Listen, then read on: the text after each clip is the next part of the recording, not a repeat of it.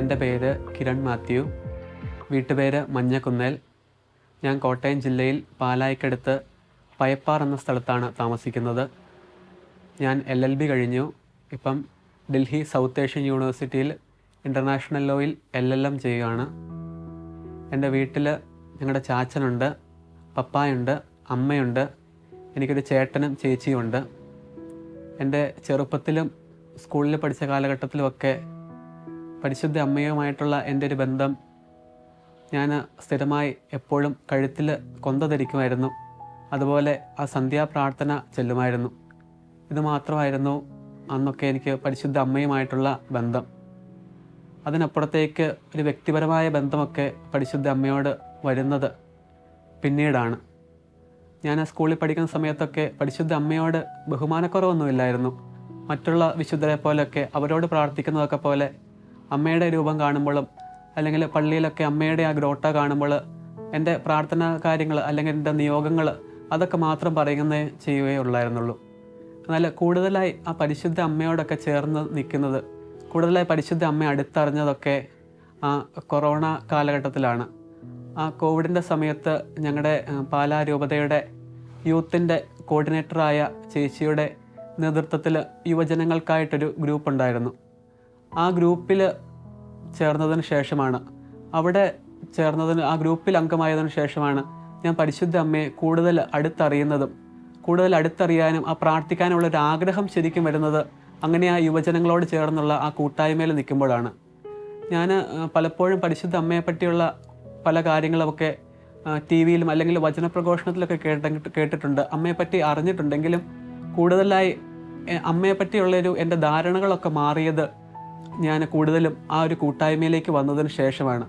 അതായത് നമ്മുടെ അനുദിന ജീവിതത്തിലെ കൊച്ചു കൊച്ചു കാര്യങ്ങളൊക്കെ പരിശുദ്ധ അമ്മയോട് പറഞ്ഞു ചെയ്യുക, അത് ഏറ്റവും നിസ്സാരമായ ഏറ്റവും ചെറിയ കാര്യങ്ങളൊക്കെ പരിശുദ്ധ അമ്മയോട് പറഞ്ഞു ചെയ്യുക, അല്ലെങ്കിൽ അമ്മയുടെ പ്ലീസ് അമ്മേ അങ്ങനെ പറഞ്ഞ് ഒരു മനുഷ്യനോട് പറയുന്ന പോലെ അമ്മയോട് പറഞ്ഞ് അങ്ങനെ ഒരു വ്യക്തിബന്ധത്തിലേക്കൊക്കെ വരുന്നത്, അമ്മയെ കൂടുതൽ അറിയുന്നതും അതിൻ്റെ ഉള്ളിലൊരു ആഗ്രഹമൊക്കെ വരുന്നതും അങ്ങനെ ആ യുവജനങ്ങളോട് ചേർന്നുള്ള ആ ഗ്രൂപ്പിൽ നിന്നതിന് ശേഷമാണ്. അപ്പോൾ എൻ്റെ അടുക്കൽ ആ ചേച്ചി പറഞ്ഞു, 100% തറപ്പിച്ച് പറഞ്ഞൊരു കാര്യമാണ്, പരിശുദ്ധ അമ്മയെ കൂടാതെ നിനക്ക് ഈ ലോകത്ത് ജീവിക്കാൻ പറ്റില്ല. അതെൻ്റെ അടുത്ത് 100% ഉറപ്പിച്ച് പറഞ്ഞു. അങ്ങനെയാണ് ഞാൻ കൂടുതലായി ഇങ്ങനെ വ്യക്തിപരമായി പേഴ്സണലായിട്ടൊരു ജപമാല ചെല്ലണം എന്നൊരാഗ്രഹം വരുന്നത്. അതുവരെ സന്ധ്യാപ്രാർത്ഥനയിൽ കൊന്ത ചെല്ലുമായിരുന്നു, അല്ലാതെ ഒരു പേഴ്സണലായി ഒരു ജപമാല ചെല്ലില്ലായിരുന്നു. അങ്ങനെ അവിടെ നിന്നാണ് എനിക്കൊരു ആഗ്രഹം വന്നത്, പേഴ്സണലായി വ്യക്തിപരമായ ഒരു ജപമാല ചെല്ലണമെന്ന്. പക്ഷേ പെട്ടെന്ന് എനിക്കങ്ങനെ പറ്റില്ലായിരുന്നു. ഉള്ളിൽ ആഗ്രഹം ഉണ്ടെങ്കിലും അങ്ങനെ എനിക്കൊരു ശീലമില്ലായിരുന്നതുകൊണ്ട് എനിക്കിങ്ങനെ പെട്ടെന്ന് ഒരു വ്യക്തിപരമായ ജപമാല ചെല്ലാനൊന്നും പറ്റില്ലായിരുന്നു. അപ്പം എനിക്ക് ആ ചേച്ചി ആ ഗ്രൂപ്പിലൂടെ പറഞ്ഞു തന്ന കാര്യമാണ്, നിങ്ങൾ നിങ്ങളുടെ ഒഴിവ് സമയങ്ങളിൽ അല്ലെങ്കിൽ അല്ലെങ്കിൽ വാഹനം ഓടിക്കുമ്പോൾ, സ്കൂട്ടർ ഓടിക്കുമ്പോഴൊക്കെ ആ സമയങ്ങളിലൊക്കെ ജപമാല ചെല്ലുക എന്ന്. അതിന് ചേച്ചി പറഞ്ഞു തന്നൊരു വഴിയാണ് മാലാഖമാരോട് ചേർന്ന് ജപമാല ചെല്ലുക എന്ന്. അതായത് നമുക്കറിയാം 9 വൃന്ദം മാലാഖമാരാണുള്ളത്. അപ്പോൾ ഓരോ നന്മ നിറഞ്ഞ മറിയമേ ചെല്ലുമ്പോഴും ഒരു വൃന്ദം മാലാഖമാരോട് ചേർന്ന് നന്മ നിറഞ്ഞ മറിയമേ സുസ്തി, അങ്ങനെ വീടിനെ 2 വൃന്ദം മാലാഖമാരോട്, അങ്ങനെ 9 വൃന്ദം മാലാഖമാരോട് ചേർന്ന് ചൊല്ലുക. 10ാമത്തെ നന്മ നിറഞ്ഞ മറിയമേ സകല വിശുദ്ധരോടും ചേർന്ന് ചൊല്ലുക. ഈ ഒരു കാര്യം എനിക്ക് ഇഷ്ടപ്പെട്ടു. കാരണം ഞാൻ എറണാകുളത്ത് പഠിക്കുന്ന സമയത്ത് ഞാൻ സ്കൂട്ടറിനാണ് യാത്ര ചെയ്യുന്നത്. അപ്പോൾ ഈ ഒരു സമയം എനിക്ക് വേറെ ഒന്നും ചെയ്യാനില്ല, പാട്ട് കേൾക്കാനൊന്നും പറ്റത്തില്ല. അപ്പം ഈ ഒരു സമയം എനിക്ക് പ്രാർത്ഥിക്കാം, ഈ ഒരു സമയം എനിക്ക് ജപമാല ചെല്ലാൻ ഉപയോഗിക്കാൻ പറ്റി. അപ്പം ഇതെനിക്ക് ഇഷ്ടപ്പെട്ടു. അതായത് നമുക്ക് കയ്യിൽ കൊന്ത പിടിച്ച് ചെല്ലാൻ പറ്റാത്ത സാഹചര്യം, എനിക്ക് വേറെ ഒന്നും ചെയ്യാൻ പറ്റാത്തൊരു സമയമായിരുന്നു ഡ്രൈവ് ചെയ്യുന്ന സമയം, വാഹനം ഓടിക്കുന്ന സമയം. അപ്പോൾ അങ്ങനെയാണ് ഞാൻ പേഴ്സണൽ ജപമാലകൾ ചെല്ലാൻ ആരംഭിക്കുന്നത്. അങ്ങനെ പയ്യെ ഞാൻ പേഴ്സണലായി ഇങ്ങനെ മാലാഖമാരോടും വിശുദ്ധരോടും ചേർന്നാണ് ജപമാലകൾ ചെല്ലാൻ തുടങ്ങിയത്. അങ്ങനെയാണ് ഞാൻ ജപമാലയിലേക്ക് കടന്നു വന്നത്, ചെല്ലാൻ തുടങ്ങിയതൊക്കെ. അതുപോലെ തന്നെ പരിശുദ്ധ അമ്മയെ പറ്റിയുള്ള എൻ്റെ ഒരു ധാരണയും കാഴ്ചപ്പാടും ഒക്കെ മാറ്റിയത് ഈ ലോകത്തിനു വേണ്ടിയുള്ള നമ്മുടെ നാഥയുടെ കരുണയുടെ സന്ദേശം എന്നുള്ള ഈ പുസ്തകമാണ്. ഞങ്ങൾ യുവജനങ്ങൾ ഒരുമിച്ച് പ്രാർത്ഥിക്കുമ്പോഴും ജപമാല ചൊല്ലുമ്പോഴുമൊക്കെ അവസാനം പ്രാർത്ഥിച്ച് ഈ പുസ്തകത്തിലെ അമ്മയുടെ ഒരു സന്ദേശം എടുത്ത് വായിക്കാറുണ്ട്. ഏറ്റവും ഒരുങ്ങി അമ്മ ഞങ്ങളോട് സംസാരിക്കണമെന്നുള്ള ആഗ്രഹിച്ച് ഞങ്ങൾ എടുക്കാറുണ്ട്. അപ്പം കറക്റ്റായിട്ട് പരിശുദ്ധ അമ്മ ഇതിൽ സന്ദേശം തരും. അതിൽ എന്നെ ഏറ്റവും ആകർഷിച്ചത് പരിശുദ്ധ അമ്മ, സത്യം പറഞ്ഞാൽ ഞാൻ അതുവരെ കരുതിക്കൊണ്ടിരുന്നത് അമ്മ സ്വർഗത്തിലുള്ള ഒരാൾ, രാജ്ഞിയാണ്, അങ്ങനത്തെ ഒരു ചിന്തയായിരുന്നു എൻ്റെ മനസ്സിലുണ്ടായിരുന്നത്. പക്ഷേ ഈ പുസ്തകത്തിലെ ഓരോത്തിൻ്റെയും തുടക്കം കാണാം എൻ്റെ പ്രിയ കുഞ്ഞെ അങ്ങനെ പറഞ്ഞുകൊണ്ടാണ്. അതിലൊരിക്കലും പരിശുദ്ധ അമ്മ നമ്മുടെ അവസ്ഥകളെ, നമ്മുടെ പാപാവസ്ഥകളെ അല്ലെങ്കിൽ ഏതവസ്ഥ അതിനെ കുറ്റപ്പെടുത്തി അമ്മ പറയുന്നില്ല. എപ്പോഴും അമ്മ പറയും, ഇതായിരിക്കും നിൻ്റെ അവസ്ഥ, പക്ഷെ നീ എൻ്റെ അടുക്കിലേക്ക് വാ, അല്ലെങ്കിൽ നീ എന്നെ ഒന്ന് നോക്ക്, ഞാൻ ഈശോയുടെ അടുക്കിലേക്ക് നിന്നെ കൊണ്ടുപോകാം. അങ്ങനെയാണ് ഇതിലെ ഓരോ സന്ദേശങ്ങളും. സത്യത്തിൽ ആ സന്ദേശങ്ങൾ എൻ്റെ ജീവിതത്തിൽ പരിശുദ്ധ അമ്മയെ പറ്റിയുള്ള ധാരണകളൊക്കെ മാറ്റി. അങ്ങനെ കൂടുതലായി ഞാൻ ഈ പരിശുദ്ധ അമ്മയുടെ ഈ കരുണയുടെ സന്ദേശം എടുത്ത് വായിക്കുകയും എല്ലാം കറക്റ്റ് സമയങ്ങളിൽ പരിശുദ്ധ അമ്മ എന്നോട് സംസാരിക്കുന്നതായി എനിക്ക് മനസ്സിലാക്കാൻ സാധിക്കുകയും ചെയ്തു. സത്യം പറഞ്ഞാൽ ഞാനിപ്പോൾ തിരിഞ്ഞു നോക്കുമ്പോൾ അങ്ങനെ ഒരു യുവജനങ്ങളുടെ ഒരു കൂട്ടായ്മയിൽ ആ ഒരു ഗ്രൂപ്പിലൂടെ കടന്നു ചെന്നപ്പോഴാണ് എനിക്ക് എൻ്റെ അമ്മയെ മനസ്സിലാക്കാൻ സാധിച്ചത്. അതായത് പരിശുദ്ധ അമ്മ എൻ്റെ കൂടെ ജനനം മുതൽ ഉണ്ടായിരുന്നു, പക്ഷെ ഞാൻ നോക്കിയിരുന്നില്ല അല്ലെങ്കിൽ അമ്മയെ വിളിച്ചിരുന്നില്ല. അങ്ങനെ ഒരു കൂട്ടായ്മയിൽ നിന്നാണ് പരിശുദ്ധ അമ്മയെ നോക്കാനും പരിശുദ്ധ അമ്മയെ വിളിക്കാനും ഒക്കെ തുടങ്ങിയത്. ഇന്ന് നമ്മുടെ എല്ലാവരുടെ അടുത്ത്, യുവജനങ്ങളുടെ എല്ലാവരുടെ അടുത്ത് പരിശുദ്ധ അമ്മ നിൽക്കുന്നുണ്ട്.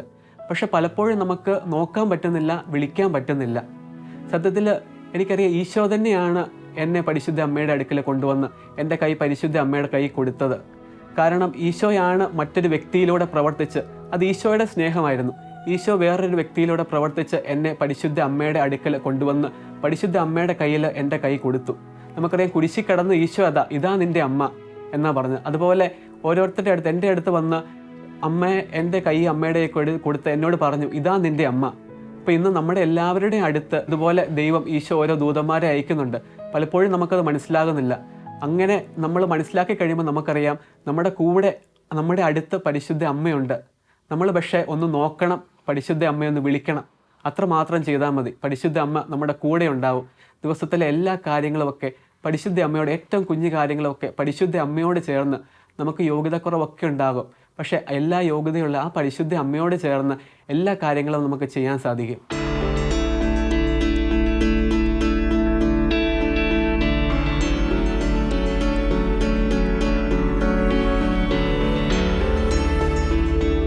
ഞാൻ എൻ്റെ LLB പഠനം പൂർത്തിയാക്കിയപ്പോൾ അടുത്തത് എന്ത് ചെയ്യണമെന്നുള്ളൊരു സംശയം, ഒരു തീരുമാനം എടുക്കാൻ പറ്റാത്ത അവസ്ഥ വന്നപ്പോഴും അടുത്ത പ്രാക്ടീസിന് പോകണമോ അതെയോ തുടർ പഠനമായി LLMന് പോകണോ എന്നൊക്കെയുള്ളൊരു തീരുമാനം എടുക്കാൻ പറ്റാത്തൊരവസ്ഥ വന്നപ്പോഴും ഞാനത് പരിശുദ്ധ അമ്മയുടെ കയ്യിലാണ് കൊടുത്തത്. കാരണം അമ്മ അത് ക്രമീകരിച്ചോളൂ എന്നുള്ളൊരു വിശ്വാസം എൻ്റെ ഉള്ളിലുണ്ടായിരുന്നു. അങ്ങനെ ഇരിക്കെയാണ് കൂടുതൽ സമയം ദിവികാരുണ്യ ചാപ്പലിൽ ഈശോയുടെ അടുക്കൽ ഇരിക്കണമെന്നുള്ളൊരു ബോധ്യം ആ പരിശുദ്ധ അമ്മയോട് പ്രാർത്ഥിക്കുന്ന വഴി എനിക്കുണ്ടാവുന്നത്. അതുവരെ ഞാനങ്ങനെ ദിവികാരുണ്യ ചാപ്പലിൽ പോയിരിക്കുന്ന ഒരു സ്വഭാവമുള്ള ആളായിരുന്നില്ല. എന്നാൽ അതിനുശേഷം ദിവികാരുണ്യ ചാപ്പലിൽ ടൗണിൽ എപ്പോൾ പോകുമ്പോഴും കുറച്ച് സമയമുള്ളെങ്കിൽ കൂടി, 1 മിനിറ്റോ 2 മിനിറ്റൊക്കെ ഉള്ളെങ്കിൽ കൂടി, അതിൽ കൂടെ സമയമുള്ളപ്പോൾ 1 മണിക്കൂറോ 1 മണിക്കൂറൊക്കെ ഇരിക്കും. എന്നാലും എങ്ങനെയെങ്കിലും അതിന് മുന്നിലൂടെ കടന്നു പോകുമ്പോൾ ഈശോയുടെ അടുക്കൽ കയറിയിരിക്കാനും അവിടെ ഇരുന്ന് ജപമാല ചെല്ലുവാനൊക്കെ തുടങ്ങി. കാരണം അമ്മ എപ്പോഴും, അമ്മ പറയുന്നുണ്ടല്ലോ, അവൻ പറയുന്ന പോലെ ചെയ്യുക. അപ്പം ആ ദിവികാരുണ്യ ചാപ്പലിലൊക്കെ ഈശോയുടെ അടുക്കൽ ഇരിക്കുമ്പോഴും എൻ്റെ ആ പ്രാർത്ഥനാ രീതി തന്നെ മാറിപ്പോയി അറിയാതെ. കാരണം അന്ന് വരെ എനിക്ക് എൻ്റെ ആവശ്യം നടക്കുക എന്നുള്ള ഒരു പ്രാർത്ഥനയായിരുന്നെങ്കിൽ, അങ്ങനെ ഈശോയുടെ അടുക്കലിരുന്ന് ജപമാല ചൊല്ലിയപ്പോഴൊക്കെ ഈശോയുടെ ഇഷ്ടം എന്താ അതനുസരിച്ച് നടക്കട്ടെ എന്നുള്ളൊരു ചിന്ത എൻ്റെ മനസ്സിൽ വന്നു. ഞാൻ പ്രാർത്ഥിച്ചപ്പോഴും, ഈശോ നിനക്ക് എന്താണ് ഇഷ്ടം, ഞാൻ ഒരു വക്കീലായി ഇപ്പോൾ പ്രാക്ടീസിന് പോകണമോ അതേ ഞാൻ കുറച്ചുകൂടെ പഠിച്ചിട്ട് പോയാൽ മതിയോ, എന്ത് ചെയ്യണമെന്നുള്ളത് ഈശോയെ നിൻ്റെ ഇഷ്ടം അനുസരിച്ച് എൻ്റെ ജീവിതത്തിൽ നടക്കണമെന്നൊക്കെയുള്ള എൻ്റെ ആ പ്രാർത്ഥനാ രീതി തന്നെ പരിശുദ്ധ അമ്മ മാറ്റിത്തന്നു. അതുപോലെ തന്നെയാണ് പരിശുദ്ധ കുർബാനയോട് ഭയങ്കര ഇഷ്ടം തോന്നാൻ തുടങ്ങിയതും പരിശുദ്ധ അമ്മയോട് ചേർന്ന് പ്രാർത്ഥിച്ചതിന് ഫലമായിട്ടാണ്. ഞാൻ LLMന് വേണ്ടി പോകാൻ അങ്ങനെ തീരുമാനിച്ചു, ഈശോയോട് ചേർന്നൊരു തീരുമാനമെടുത്തു. അതിനുശേഷം ഞാൻ പല സ്ഥലങ്ങളിൽ യൂണിവേഴ്സിറ്റികളിൽ എൻട്രൻസിന് വേണ്ടിയൊക്കെ അപ്ലൈ ചെയ്യുമ്പോഴും എൻ്റെ ഉള്ളിൽ ഉള്ളൊരു ചിന്ത കുർബാന ബലിയർപ്പിക്കാൻ പറ്റുന്ന ഒരു സ്ഥലത്തായിരിക്കണം ഞാനെന്നുള്ളതാണ്. അതായത് കോളേജിനടുത്ത് തന്നെ എനിക്ക് എന്നും ബലിയർപ്പിക്കാൻ പറ്റുന്ന ഒരു സ്ഥലത്ത്. ഞാൻ കേരളത്തിന് പുറത്തെ യൂണിവേഴ്സിറ്റികളിലാണ് അപ്ലൈ ചെയ്തത്. അപ്പോൾ എൻ്റെ മനസ്സിലെന്നും ഉണ്ടായിരുന്നു അവിടെ അടുത്ത് പള്ളി ഉണ്ടാവണേ എന്നുള്ളത്, എനിക്ക് കുമ്പസാരിക്കാൻ അവസരം. അങ്ങനെ ഞാൻ ഓരോ യൂണിവേഴ്സിറ്റിയിലൊക്കെ അപ്ലൈ ചെയ്യുമ്പോൾ ഞാൻ ഗൂഗിളിൽ സെർച്ച് ചെയ്യുമായിരുന്നു അടുത്ത് ഇടവക ദേവാലയങ്ങളുണ്ടോ എന്നുള്ളത്. അത് പരിശുദ്ധ അമ്മയാണ് എന്നെ ശരിക്കും ആ വിശുദ്ധ കുർബാനയിലേക്ക് ചേർത്ത് നിർത്തിയത്.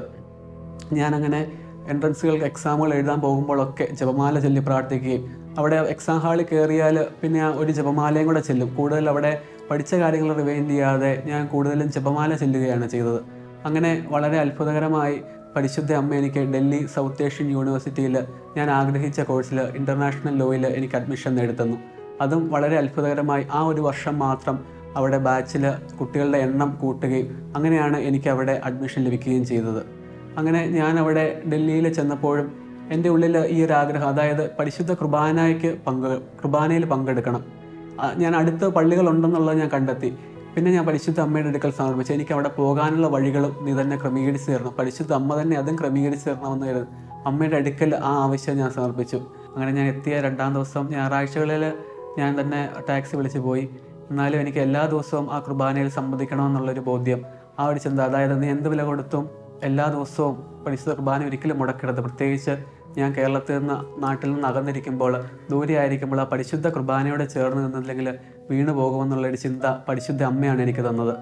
അങ്ങനെ ഞാൻ പിന്നീട് എല്ലാ ദിവസവും പരിശുദ്ധ കുർബാനയിൽ സംബന്ധിക്കണമെന്ന് തീരുമാനമെടുക്കുകയും ഞാൻ അതിനായി എൻ്റെ കോളേജ് കുറച്ചുള്ളിലാണ്. അതുപോലെ അതിരാവിലെ എനിക്കങ്ങനെ പബ്ലിക് ട്രാൻസ്പോർട്ട് സൗകര്യങ്ങളും ഇല്ലായിരുന്നു. പിന്നെ എനിക്ക് ഹിന്ദി അറിയത്തില്ല. അങ്ങനെ ഒരു ചെറിയ വിഷമഘട്ടത്തിൽ നിൽക്കുമ്പോഴും അതൊക്കെ പരിശുദ്ധ അമ്മയുടെ അടുക്കൽ സമർപ്പിച്ചപ്പോൾ അമ്മ അതിനുള്ള വഴി എനിക്ക് പറഞ്ഞു തന്നു. അങ്ങനെയാണ് ഞാൻ അവിടെ ബൈക്ക് ടാക്സി ഉണ്ടായിരുന്നു. മറ്റ് ടാക്സിയെക്കാളും താരതമ്യേന അവരുടെ ബൈക്ക് ടാക്സിക്ക് വില ചാർജ് കുറവായിരുന്നു. അങ്ങനെ ഞാൻ രാവിലെ ആ ബൈക്ക് ടാക്സി വിളിച്ച് പരിശുദ്ധ കുർബാനയ്ക്ക് പോകാൻ തുടങ്ങി. ഞാൻ എണീക്കുമ്പോൾ തന്നെ ആ ജപമാല ചെല്ലും. ആ ഒരു നമുക്ക് അഫോർഡബിൾ ആയിട്ടുള്ളൊരു റേറ്റിൽ ആ ടാക്സി കിട്ടാനും, അതുപോലെ വണ്ടിയെ കയറുന്നതിന് മുമ്പ് ആ വണ്ടി ഓടിക്കുന്ന ആ ചേട്ടനെ ഒരു അന്യമതസ്ഥനായിരിക്കും മിക്കവാറും. അപ്പം ആ ഒരു ചേട്ടനെ സമർപ്പിച്ച് പ്രാർത്ഥിക്കും. അതുപോലെ ആ വാഹനത്തെ സമർപ്പിക്കും, ആ ചേട്ടൻ്റെ ആവശ്യങ്ങളെ സമർപ്പിക്കും, എതിരെ വരുന്ന വാഹനങ്ങളെ സമർപ്പിക്കും. ആ പോകുന്ന വഴിയൊക്കെ പരിശുദ്ധ അമ്മയെ സമർപ്പിച്ച് കയ്യിൽ ജപമാല ചൊല്ലിക്കൊണ്ടാണ് ഞാൻ പള്ളിയിൽ പൊയ്ക്കൊണ്ടിരുന്നത്.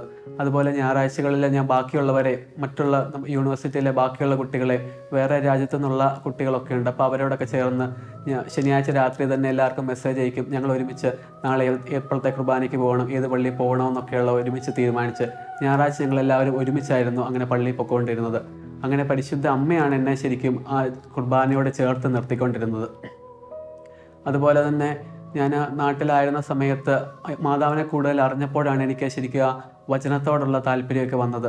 വചനം വായിക്കാനും, എന്നും വചനം വായിക്കാനും, വചനം എഴുതുവാനും, ചെറിയ രീതിയിൽ വചനങ്ങളൊക്കെ പങ്കുവെക്കി തുടങ്ങാനും ഒക്കെ ചെയ്തത് പരിശുദ്ധ അമ്മയോട് ചേർന്ന് നിന്നപ്പോഴാണ്.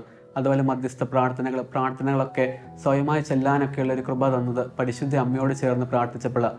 അപ്പോൾ ഞാൻ ഇവിടെ നിന്ന് കേരളത്തിൽ നിന്ന് ഡൽഹിയിലേക്ക് പോയപ്പോൾ എൻ്റെ മനസ്സിൽ ഇങ്ങനെ ഉണ്ടായിരുന്നു, അതായത് എൻ്റെ അത്തരത്തിലുള്ള കാര്യങ്ങളൊന്നും ഇനി ഡൽഹിയിൽ നടക്കില്ലല്ലോ. കാരണം അവിടെ മലയാളികളില്ല, വേറെ ഭാഷയാ, ക്രിസ്ത്യാനികൾ തന്നെ കുറവായിരിക്കും. അപ്പോൾ അങ്ങനെയൊക്കെ നിന്നപ്പോഴും ആ ഒരു കാര്യം പരിശുദ്ധ അമ്മയോട് എനിക്ക് ഉള്ളിലൊരു ആഗ്രഹം ഉണ്ടായിരുന്നു. പരിശുദ്ധ അമ്മയോട് പറഞ്ഞപ്പോൾ അമ്മ അവിടെ അതിനുവേണ്ട കാര്യങ്ങൾ ക്രമീകരിച്ചു തന്നു. ആദ്യമേ തന്നെ ഞാൻ എൻ്റെ റൂംമേറ്റിനെ പരിചയപ്പെടുമ്പോൾ ആൾ ക്രിസ്ത്യാനിയാണ്. പക്ഷേ ആൾ കൂദാശകളിൽ നിന്നും ജപമാലയിൽ നിന്നൊക്കെ വർഷങ്ങളായി അതൊക്കെ മുടങ്ങിക്കിടന്നൊരു വ്യക്തിയായിരുന്നു. സാധാരണഗതിയിൽ ഞാൻ പണ്ടായിരുന്നെങ്കിൽ ഞാൻ ചിന്തിച്ചേനെ, അതായത് ഇത്രയും പ്രാർത്ഥിച്ചിട്ട്, അല്ലെങ്കിൽ മാതാവിനോടൊക്കെ ഇത്രയും ഞാൻ പ്രാർത്ഥിച്ചിട്ട് അങ്ങനെ അത്ര ഒരുക്കത്തിൽ ഞാൻ അവിടേക്ക് ചെല്ലുമ്പോൾ ഞാൻ ഒരുപക്ഷെ പ്രതീക്ഷിക്കുക ഭയങ്കരമായി അത്തരത്തിൽ കൂദാശകളോടൊക്കെ ചേർന്ന് നിൽക്കുന്ന ജപമാല ഭക്തിയൊക്കെയുള്ള ഒരു വ്യക്തിയെ ഒരുപക്ഷെ പ്രതീക്ഷിച്ചിരിക്കാം. പക്ഷേ ആ ഒരു വ്യക്തി അങ്ങനെ ജപമാലയിൽ നിന്നൊക്കെ അകന്നിരിക്കുന്ന ഒരു വ്യക്തിയാണെന്ന് അറിഞ്ഞെങ്കിലും എൻ്റെ ഉള്ളിലൊരു വിഷമം തോന്നിയില്ല. എനിക്ക് തോന്നി, അതായത് ഞാനായിരിക്കും ചിലപ്പോൾ ആ വ്യക്തിയോട് അമ്മയെപ്പറ്റി പറയേണ്ട ആൾ, അല്ലെങ്കിൽ ഞാനായിരിക്കാം ആ വ്യക്തിയോട് പരിശുദ്ധ കുർബാനയിലേക്കൊക്കെ അടുപ്പിക്കേണ്ടത്. അപ്പം ഞാൻ ഈ ഒരു വ്യക്തിയെ പരിശുദ്ധ അമ്മയ്ക്കാണ് സമർപ്പിച്ചത്. കാരണം എനിക്ക് 100 അല്ല 101% ഉറപ്പുണ്ട് എൻ്റെ സ്വന്തം കഴിവിൽ എനിക്കൊന്നും ചെയ്യാൻ പറ്റുകയില്ലെന്ന്. കാരണം ഞാൻ പരിശുദ്ധ അമ്മയ്ക്ക് സമർപ്പിച്ചു. അമ്മ എന്നിലൂടെ ചെയ്തോ, ഈശോ ആ വ്യക്തിയോട് എന്താ പറയാൻ ആഗ്രഹിക്കുന്നത്, ഒരു പ്രേരണ നൽകുക, അതൊക്കെ എൻ്റെ ഒരു ശബ്ദം അല്ലെങ്കിൽ എൻ്റെ ഒരു ശരീരം ഒരു ഉപകരണമായി ഉപയോഗിച്ചാളാൻ പറഞ്ഞ് ഞാൻ പരിശുദ്ധ അമ്മയ്ക്ക് ആ വ്യക്തിയെ സമർപ്പിച്ചു. ഞാൻ ആദ്യത്തെ ദിവസമൊക്കെ പരിചയപ്പെട്ടപ്പോൾ ഞാൻ സ്വന്തമായി ആദ്യം തന്നെ ജപമാല ചെല്ലുന്നുണ്ടായിരുന്നു. അത് കഴിഞ്ഞ് ആ വ്യക്തിയോട് ഞാൻ ചോദിച്ചു, എൻ്റെ റൂംമേറ്റിനോട് ചോദിച്ചു, നമുക്ക് ജപമാല ചെല്ലാം. അപ്പം ആദ്യത്തെ ദിവസം ഞങ്ങൾ ജപമാലയുടെ ഒരു രഹസ്യം ചൊല്ലി, നന്മ നിറഞ്ഞ അറിയുമേ, അങ്ങനെ ഒരു രഹസ്യം ചൊല്ലി ആദ്യത്തെ ദിവസം. അത് കഴിഞ്ഞ് അടുത്ത ദിവസങ്ങളിൽ അത് 2ആയി, പിന്നെ ഒരു മുഴുവൻ ജപമാലയായി, പിന്നെ ഞങ്ങൾ മുട്ടുകുത്തി നിന്ന് ചൊല്ലി, പിന്നെ കൈവിരിച്ച് ജപമാല ചൊല്ലി.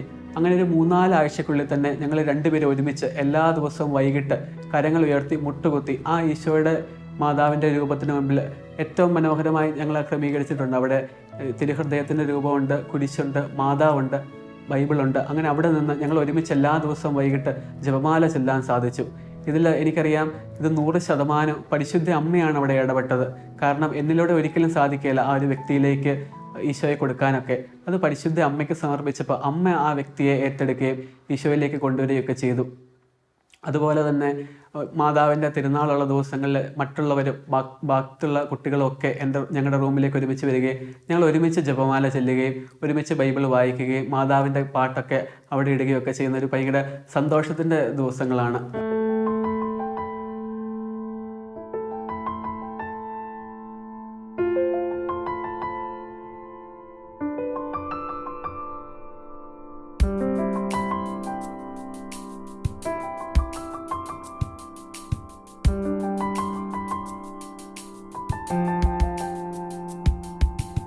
പരിശുദ്ധ അമ്മയോട് ചേർന്ന് പ്രാർത്ഥിച്ചപ്പോൾ എൻ്റെ റൂംമേറ്റിൻ്റെ ജീവിതത്തിലുണ്ടായ വലിയൊരു അത്ഭുതത്തെക്കുറിച്ചാണ് ഞാൻ സാക്ഷ്യമായിട്ട് പറയുന്നത്. എൻ്റെ റൂംമേറ്റിന് അത്യാവശ്യം നല്ലൊരു പനിയും ഛർദിയൊക്കെ വന്ന് 1-2 ആഴ്ച കോളേജിൽ പോകാൻ സാധിക്കാതെ വന്നു. അപ്പം തീർച്ചയായും അറ്റൻഡൻസിന് ഷോർട്ടേജ് ഉണ്ടാകും. അതുകൊണ്ട് ഞങ്ങൾ അതിനുവേണ്ട ആവശ്യമായ ക്ലെയിമൊക്കെ യൂണിവേഴ്സിറ്റിയുടെ തന്നെ ക്ലിനിക്കിൽ ചെന്ന് ഡോക്ടറെ കണ്ട് വാങ്ങിക്കുകയും അതിനാവശ്യമായ എല്ലാ കാര്യങ്ങളും വാങ്ങിക്കുകയും കറക്റ്റ് സമയത്ത് ഓഫീസിൽ കൊണ്ടുപോയി കൊടുക്കുകയൊക്കെ ചെയ്തു.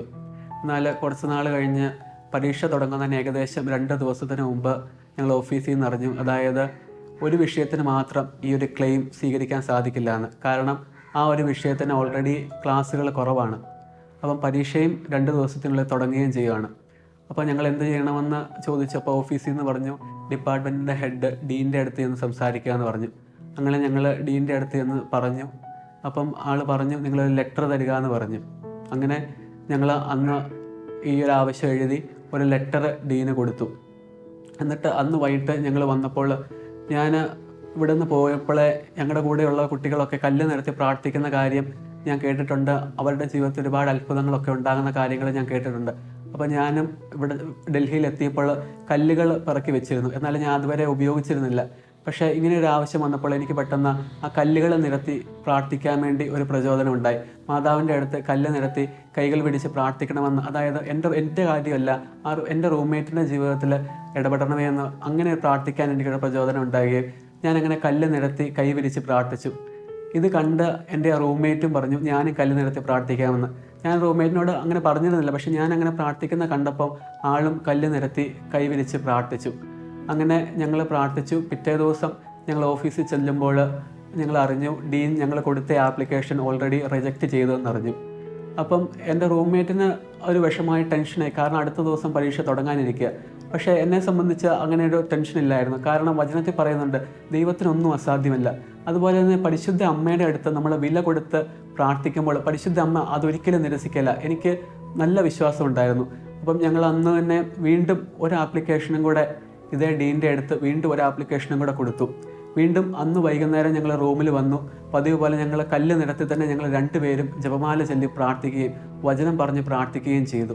അങ്ങനെ അതിനടുത്ത ദിവസം ഞങ്ങൾ ഓഫീസിൽ ചെന്ന് അന്വേഷിക്കുമ്പോൾ ഞങ്ങൾ അറിഞ്ഞു ഡീന് ആ 2ാമത് കൊടുത്ത ആപ്ലിക്കേഷൻ സ്വീകരിച്ചു എന്ന് ഞങ്ങൾ അറിഞ്ഞു. അപ്പം അത് പരിശുദ്ധ അമ്മയുടെ വലിയൊരു ഇടപെടലായിരുന്നു. കാരണം ഞാനത് കഴിഞ്ഞ് ഉച്ച കഴിഞ്ഞ് തിരിച്ച് റൂമിലേക്ക് പോകുന്നു. എൻ്റെ റൂംമേറ്റ് ഇതെല്ലാം ശരിയാക്കാൻ വേണ്ടി ഓഫീസിലൊക്കെ ചെന്നിട്ട് വൈകുന്നേരമാണ് തിരിച്ച് ഞങ്ങളുടെ റൂമിലേക്ക് വരുന്നത്. അപ്പോഴാണ് ആൾ എന്നോട് പറയുന്നത് ഓഫീസിൽ ചെന്ന് ഇങ്ങനെ ഡീന് ഈ 2ാമത് കൊടുത്ത ലെറ്റർ അക്സെപ്റ്റ് ചെയ്തു എന്ന് പറഞ്ഞത് കേട്ടപ്പോൾ ഓഫീസിലുള്ള ആൾക്ക് അത്ഭുതമായി. കാരണം ആൾ പറഞ്ഞു അങ്ങനെ ഒരിക്കലും വരാൻ ചാൻസ് ഇല്ലെന്ന്. കാരണം ഡീൻ അങ്ങനെ ഒരിക്കലും അങ്ങനത്തെ ഒരാളല്ല, അങ്ങനെ അക്സെപ്റ്റ് ചെയ്യില്ല. അതും ഒരു തവണ റിജക്റ്റ് ചെയ്ത ഒരു ആപ്ലിക്കേഷൻ വീണ്ടും 2ാമത് അക്സെപ്റ്റ് ചെയ്യുക എന്ന് പറയുന്നത് അത്ഭുതമാണെന്ന് പറഞ്ഞു. കാരണം അങ്ങനെ ഒരിക്കലും ഇവരുടെ ജീവിതത്തിൽ ഇതുവരെ അങ്ങനെ ആൾ അക്സെപ്റ്റ് ചെയ്തിട്ടില്ല. അപ്പം പരിശുദ്ധ അമ്മയുടെ വലിയൊരു ഇടപെടൽ, അതും പരിശുദ്ധ അമ്മയുടെ അടുക്കൽ കല്ല് നിരത്തി വില കൊടുത്ത് പ്രാർത്ഥിച്ചപ്പോൾ പരിശുദ്ധ അമ്മ ചെയ്ത വലിയൊരു അത്ഭുതമായിട്ടാണ്. അതിൽ ഏറ്റവും സന്തോഷം ഞാൻ എൻ്റെ റൂംമേറ്റിനോട് ചോദിച്ചപ്പോൾ ആൾ പറഞ്ഞു ഒരുപക്ഷെ നമുക്കൊക്കെ മാനുഷികമായൊരു ചിന്തയുണ്ട്, അതായത് നമ്മുടെ പ്രയത്നം കൊണ്ടാവാം അവിടെ അങ്ങനെ ഒരു കാര്യം നടന്നതെന്ന്. എന്നാൽ ആളും പറഞ്ഞു പരിശുദ്ധ അമ്മയോട് അത്ര ഒരു ഭക്തി ഇല്ലാത്ത, പരിശുദ്ധ അമ്മയെ അധികം അറിയത്തില്ലാത്തൊരു വ്യക്തി പറഞ്ഞു അമ്മയോട് ചേർന്ന് അങ്ങനെ കല്ല് നിരത്തി പ്രാർത്ഥിച്ചതുകൊണ്ട് മാത്രമാണ് ഇങ്ങനെ നടന്നതെന്ന് പറഞ്ഞപ്പോൾ എനിക്ക് വളരെ സന്തോഷം തോന്നി. അതുപോലെ തന്നെ ഞങ്ങൾ ഡൽഹിയിലായിരിക്കുമ്പോഴും ഇവിടെ ഞങ്ങളുടെ കൂട്ടായ്മ ശുശ്രൂഷകൾ ചെയ്യാറുണ്ട്. അപ്പോൾ ഞങ്ങൾ ഓൺലൈനിൽ ആ ഒരു ശുശ്രൂഷയ്ക്ക് ഒരുക്കമായി ഒരാഴ്ച മുമ്പേ തന്നെ ജപമാല പ്രാർത്ഥന തുടങ്ങാറുണ്ട്. 1 മണിക്കൂറൊക്കെ ഞങ്ങൾ ഓൺലൈനിൽ ജപമാല ചൊല്ലും, മധ്യസ്ഥം വഹിക്കും, അങ്ങനെ ഞങ്ങൾ പ്രാർത്ഥിക്കാറുണ്ട്. അപ്പോൾ ഞാൻ ഡൽഹിയിലാണെന്നുകൊണ്ട് ഞാൻ ഓൺലൈനിൽ ഞാൻ അവിടെ നിന്ന് കൂടും. അപ്പോഴും പലപ്പോഴും പരീക്ഷയുടെ തലേ ദിവസങ്ങളിലൊക്കെ ആയിരിക്കാം, പരീക്ഷയുടെ തലേ ദിവസങ്ങളിലും ഈ പ്രയറുണ്ട്. എങ്കിലും ഞാൻ ഒരിക്കലും അത് മുടക്കിയിട്ടില്ല. കാരണം പരിശുദ്ധ അമ്മയോട് ചേർന്ന് പ്രാർത്ഥിച്ചപ്പോഴാണ് എനിക്ക് അഡ്മിഷൻ കിട്ടിയത്. അതുപോലെ പരിശുദ്ധ അമ്മയോട് ചേർന്ന് നമ്മൾ പ്രാർത്ഥിക്കുമ്പോൾ പ്രാർത്ഥിച്ചതുകൊണ്ട് ഇന്നേ വരെ ഒരു നഷ്ടം വരികയില്ല എന്നുള്ള ബോധ്യം എനിക്ക് തന്നത് പരിശുദ്ധ അമ്മയാണ്. ഒരിക്കലും ഞാൻ അങ്ങനെ പരീക്ഷയുടെ തലേദിവസം ഇരുന്ന് പ്രാർത്ഥിച്ചെങ്കിലും എനിക്ക് മാർക്ക് വന്നപ്പോൾ എനിക്ക് മാർക്കിൽ ഒരു കുറവും വന്നിട്ടില്ല. എന്ന് വെച്ചാൽ എനിക്ക് മാർക്കിൽ 1-ാം സ്ഥാനമോ ക്ലാസ്സിലെ 1-ാം സ്ഥാനമോ 100-ൽ 100 മാർക്കോ കിട്ടിയെന്നല്ല, എനിക്കതിൻ്റെ പേരിൽ ഒരു നഷ്ടവും ഉണ്ടായിട്ടില്ല. ഒരിക്കലും പ്രാർത്ഥനയുടെ പേരിൽ അല്ലെ കർത്താവിന് വേണ്ടി സമയം കൊടുത്തതിൻ്റെ പേരിൽ ഒരിക്കലും നഷ്ടമുണ്ടാകില്ല എന്നുള്ളൊരു വലിയ ബോധ്യം എനിക്ക് പരിശുദ്ധ അമ്മയാണ് നൽകിയത്. എനിക്ക് തോന്നുന്നു ഇന്നത്തെ യുവജനങ്ങൾക്കും കുട്ടികൾക്കും ഒക്കെ അല്ലെങ്കിൽ മാതാപിതാക്കൾക്കും ഒക്കെ ഉള്ള ഒരു തെറ്റിദ്ധാരണ ഇതാണ്: ദൈവത്തിന് വേണ്ടി സമയം കൊടുത്താൽ അല്ലെങ്കിൽ സൺഡേ സ്കൂളിൽ പോയാൽ വേദപാഠത്തിനൊക്കെ സമയം കൊടുത്താൽ അത് നഷ്ടമാകും, പഠനത്തിൽ ബാധിക്കുമെന്നുള്ളൊരു തെറ്റായ ചിന്ത. എനിക്ക് പരിശുദ്ധ അമ്മയോട് ചേർന്ന് എൻ്റെ വിദ്യാഭ്യാസ ജീവിതത്തിലും ഒക്കെ ഏറ്റവും വലിയ ഒരു ബോധ്യം തന്നത് ഇതാണ്: ദൈവത്തിന് വേണ്ടി സമയം കൊടുത്തോ, ദൈവത്തിന് വേണ്ടി ഓടിയോ, ദൈവത്തിന് വേണ്ടി എന്തെങ്കിലും ചെയ്യുവോ, അതൊരിക്കലും നഷ്ടമാകില്ല, ഒരിക്കലും നഷ്ടമാകില്ല എന്നുള്ളൊരു വലിയ ബോധ്യം പരിശുദ്ധ അമ്മ എൻ്റെ ജീവിതത്തിൽ നൽകി. എനിക്ക് യുവജനങ്ങളോടും ബാക്കിയുള്ളവരോടൊക്കെ പറയാൻ ഉള്ളതും അതുതന്നെയാണ്: ഒരിക്കലും ദൈവത്തിന് കൊടുക്കുന്ന സമയം നഷ്ടമായിരിക്കില്ല.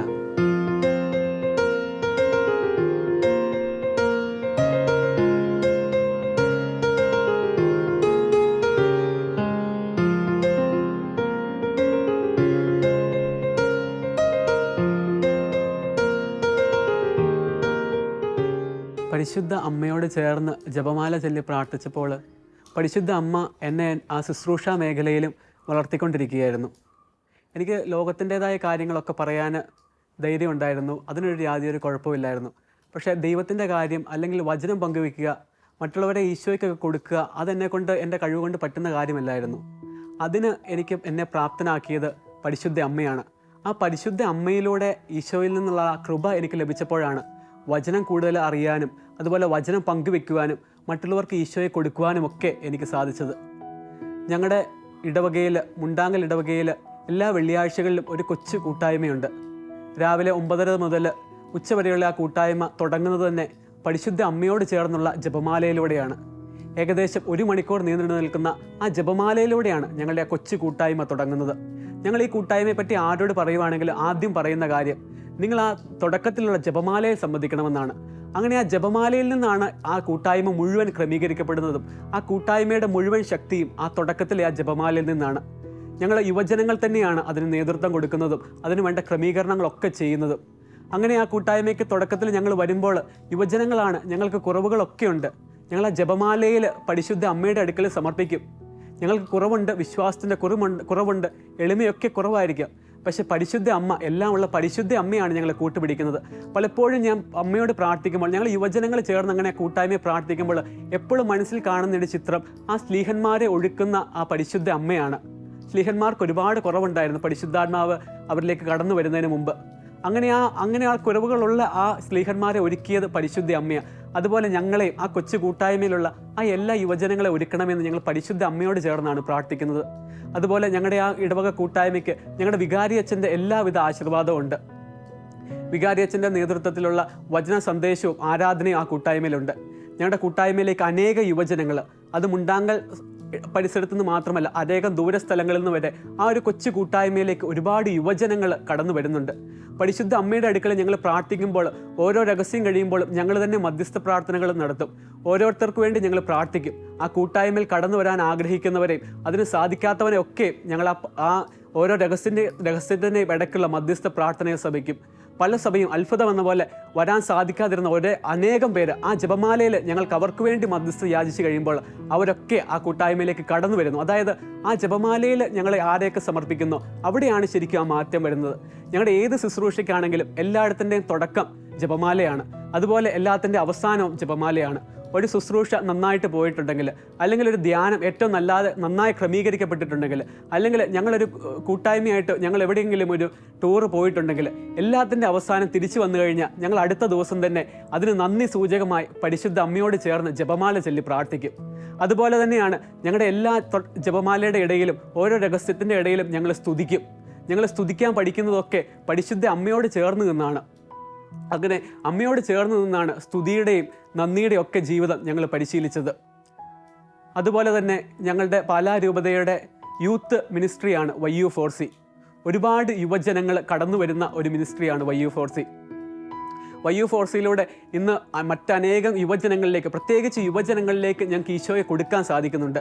ഞാൻ ഒരിക്കലും കരുതിയിട്ടില്ല ഇങ്ങനെ എനിക്ക് ഈശോയെ മറ്റുള്ളവരിലേക്ക് പങ്കുവെക്കാൻ സാധിക്കുമെന്ന്. എന്തിന് ഞായറാഴ്ച ഒന്ന് പള്ളി വരണമെന്ന് മറ്റുള്ളവരോട് പറയാൻ കഴിയുമെന്ന് പോലും ഞാൻ കരുതിയിട്ടില്ല. അല്ലെങ്കിൽ വചനം ബൈബിൾ കയ്യിൽ പിടിച്ചുകൊണ്ട് പുറത്തിറങ്ങി നടക്കാനുള്ള ധൈര്യം ഉണ്ടെന്ന് ഞാൻ കരുതിയിട്ടില്ല. അല്ലെങ്കിൽ ജപമാല ഇങ്ങനെ കയ്യിൽ പിടിച്ച് പുറത്തിറങ്ങാനുള്ള ധൈര്യം ഉണ്ടെന്ന് ഞാൻ കരുതിയിട്ടില്ല.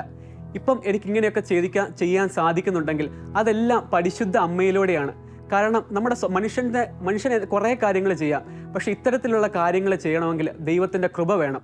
ഞാൻ വെറും സീറോയാണ്, പക്ഷേ ദൈവത്തിൻ്റെ കൃപ, ഈശോയുടെ ആ കൃപ പരിശുദ്ധ അമ്മ വഴി എന്നിലേക്ക് കടന്നു വന്നപ്പോഴാണ് എനിക്ക് മറ്റുള്ളവരിലേക്ക്, എൻ്റെ സമപ്രായക്കാരായവരിലോട്ട്, അവർ ആര് മോശമാണോ നല്ലതാണോ അങ്ങനെയൊന്നും ആരെയും നോക്കുന്നില്ല, എല്ലാവരിലേക്കും ആ ഈശോയെ കൊടുക്കാനുള്ളൊരാഗ്രഹം അത് പരിശുദ്ധ അമ്മ വഴിയാണ് ഞങ്ങൾക്ക് ലഭിച്ചത്. അതുപോലെ ഞങ്ങളുടെ യൂത്ത് കുട്ടികളുടെ എല്ലാവരുടെയും ആ പ്രാർത്ഥനാ രീതി തന്നെ മാറി. പണ്ടൊക്കെയാണെങ്കിൽ ഞങ്ങൾക്ക് ഭൗതികമായ കാര്യം, അല്ലെങ്കിൽ ഞങ്ങളുടെ പരീക്ഷ കാര്യം, ഞങ്ങളുടെ ജോലിക്കാര്യം, അതൊക്കെയായിരുന്നു ഞങ്ങളുടെ മെയിൻ പ്രധാനമെങ്കിൽ ഇന്ന് ഞങ്ങളുടെ ഏറ്റവും വലിയ ആവശ്യം മറ്റുള്ളവർക്ക് വേണ്ടി പ്രാർത്ഥിക്കുക എന്നാണ്. ഇന്ന് ഞങ്ങളുടെ കൂടെയുള്ളവരെയും അല്ലെങ്കിൽ ഞങ്ങൾക്ക് അറിയത്തില്ലാത്തവർക്കൊക്കെ വേണ്ടിയാണ് ഞങ്ങൾ മധ്യസ്ഥ യാചിക്കുന്നത്. മറ്റുള്ളവർക്ക് വേണ്ടി പ്രാർത്ഥിക്കുക, കർത്താവിന് വേണ്ടി ഓടുക, അല്ലെങ്കിൽ കർത്താവിന് വേണ്ടിയുള്ള കാര്യങ്ങൾ ചെയ്യുക, അതാണ് ഞങ്ങളുടെ ഇപ്പം ഞങ്ങൾക്ക് പ്രാധാന്യം. അപ്പം ബാക്കിയുള്ള ഞങ്ങളുടെ കാര്യങ്ങളെല്ലാം കർത്താവ് ക്രമീകരിച്ചു കൊള്ളുമെന്നുള്ള ബോധ്യം ഞങ്ങൾക്കുണ്ട്. പരിശുദ്ധ അമ്മയോട് ചേർന്ന് നിന്നാണ് ഞങ്ങളുടെ എല്ലാ പ്രവർത്തനങ്ങളും YU4Cയുടെയും, അതുപോലെ തന്നെ രൂപതയോട് ചേർന്ന് നിന്നുകൊണ്ടും ഞങ്ങളുടെ വികാരി അച്ഛനോട് ചേർന്ന് നിന്നുകൊണ്ടും എല്ലാ കാര്യങ്ങളിലും അങ്ങനെ രൂപതയും സഭയോട് ചേർന്ന് നിന്നുള്ളൊരു പ്രവർത്തനമാണ് ഞങ്ങളുടെ YU4C. കാരണം എല്ലാ കൃപകളും ഒഴുകുക സഭയോട് ചേർന്ന് നിൽക്കുമ്പോഴാണ്. സഭയുടെ ഞങ്ങൾ ഏതൊരു ശുശ്രൂഷയ്ക്ക് പോയാലും ഞങ്ങൾക്ക് എല്ലാ ഞായറാഴ്ചകളിലും തന്നെ ഞങ്ങൾ ഏതെങ്കിലും ഇടവക ദേവാലയത്തേക്ക് കടന്നു ചെന്ന് അവിടെ 2 മണിക്കൂറോളം എടുക്കുന്ന ശുശ്രൂഷ ചെയ്യാറുണ്ട്.